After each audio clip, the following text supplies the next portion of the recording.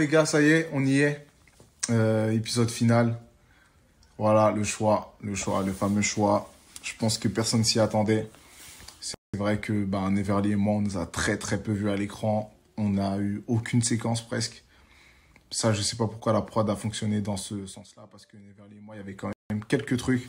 Mais c'est la vie, c'est la vie. Donc j'ai dit 22h, là il est 21h09. Qu'est-ce qu'on fait? On dévoile, on déballe pas? Bon, je vais vous donner un petit avant-goût. En fait, je vous explique. Isabeau, depuis le début, elle m'a manigancé pour passer princesse. Bon, tout le monde veut sa fame, hein. Je vais même pas la critiquer par rapport à ça.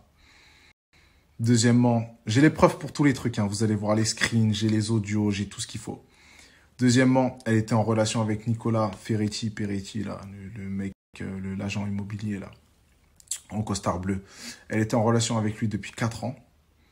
Et à sa sortie de l'aventure, elle a posté une photo avec lui, où ils s'embrassaient.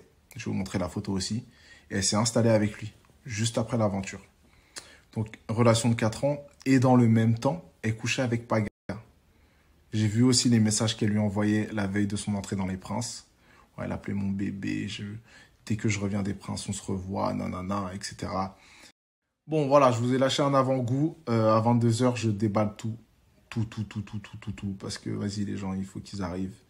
Il faut qu'ils soient au courant. Il faut que vous soyez là parce que c'est très, très grave d'être diabolique à ce point. Je comptais pas le faire parce que notre histoire, elle était tellement forte que je peux pas lui cracher dessus sur les réseaux.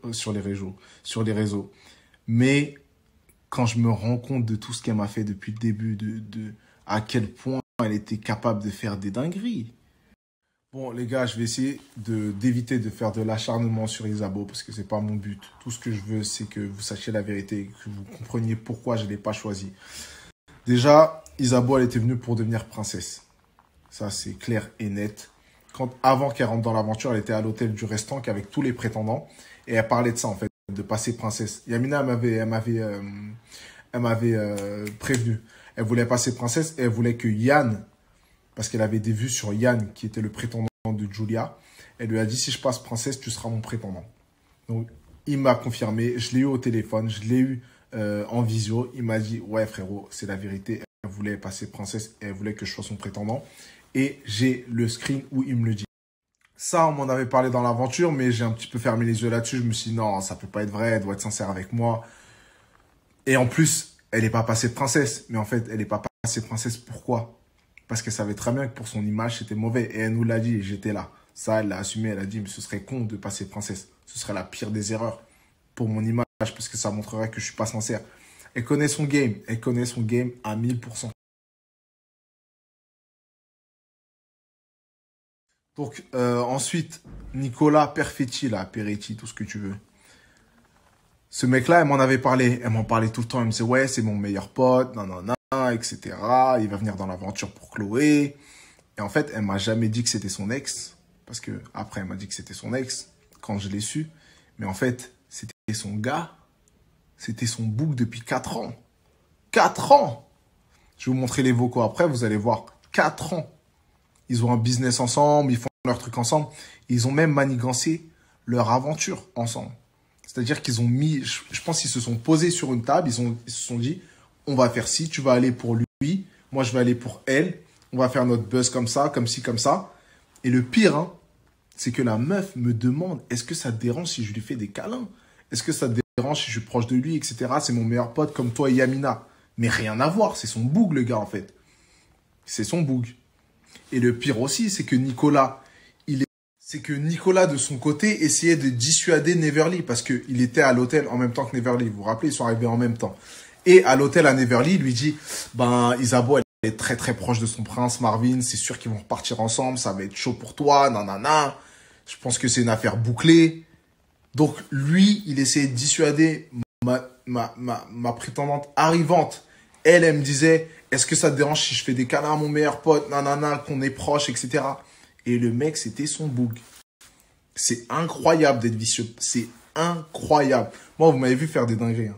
Mais il y avait des caméras et je l'ai assumé devant tout le monde. Quand je faisais le frotteur, mon zouk, nanana, c'était aussi pour le show. Vous vous en doutez très bien. Mais J'ai assumé. Moi, je suis honnête. Elle m'a fait que des trucs derrière. C'est clair, c'est clairement diabolique ce qu'elle faisait. C'est diabolique, frère. Diabolique. Elle avait son plan carré dans sa tête. Chez Et donc moi en fait je suis partie chez Ramous dans le sud qui habitait avec comment il s'appelle Nico, Isabeau et puis plein d'autres personnes et les parents de Nico. Donc moi quand je suis arrivée en fait à la maison de Nico, Isabeau, Ramous, etc. Pour m'accueillir, il y avait les parents de Nico et Nico et Isa n'étaient pas là. Donc moi on s'est mis à parler en fait pendant longtemps sur le canapé et ils m'ont dit voilà il y a notre fils qui arrive avec sa chérie, ça fait 4 ans qu'ils sont ensemble. Et voilà. Et donc du coup, ils sont arrivés après Nico et Isabeau, j'ai compris qu'ils étaient en couple, mais que ils avaient entre guillemets décidé de faire un couple un peu ouvert pour que Isa puisse faire les princes. Et après au final Nico, il a aussi été intégré au prince. Donc au final elle devait venir pour toi et lui il devait venir pour quelqu'un d'autre, mais au final tu l'as bien vu, ils ont même Et voilà, ils ont posté une photo ensemble. 2 semaines après la fin de l'émission, ils se sont installés ensemble. Mais c'est une dinguerie. C'est une dinguerie. Elle pleurait pour moi. Ah oui, j'ai vécu ça toute seule. Fake. Fake. Comment? La meuf, je l'ai vue se mettre en situation pour pleurer. Une séquence que vous n'avez pas vue, où elle pleurait avant mon choix final. Je l'ai vue se mettre en situation. Je dis waouh. Et moi, je savais qu'elle voulait me rouler dans la farine. Je savais. En fait, la dernière semaine, j'ai rien dit. Parce que ça aussi. La dernière semaine, je savais qu'elle se foutait de ma gueule. Mais j'ai rien dit. En fait, elle voulait faire un buzz à la Alix. Elle me disait, ouais, si je veux, je fais mon buzz à la Alix. Je pars. Je suis la queen. Nanana. J'ai dit, ah ouais? Ok. Toute la semaine, je lui ai léché les bottes. Je lui ai dit, t'inquiète, je vais te prendre, je vais te prendre, je vais te prendre. Ah, je vais te prendre, bébé, t'inquiète. T'inquiète. Moi, je savais. Je savais. Ça a été dur, hein. Ça a été tellement dur pour moi de faire ce choix. Le lendemain, je l'ai appelé. J'ai pleuré, mais toutes les larmes de mon corps. J'étais trop attaché à elle. Mais je savais tout ce qu'elle m'avait fait. Je savais comment elle m'avait manipulé depuis le début. Là, je t'ai pas loupé.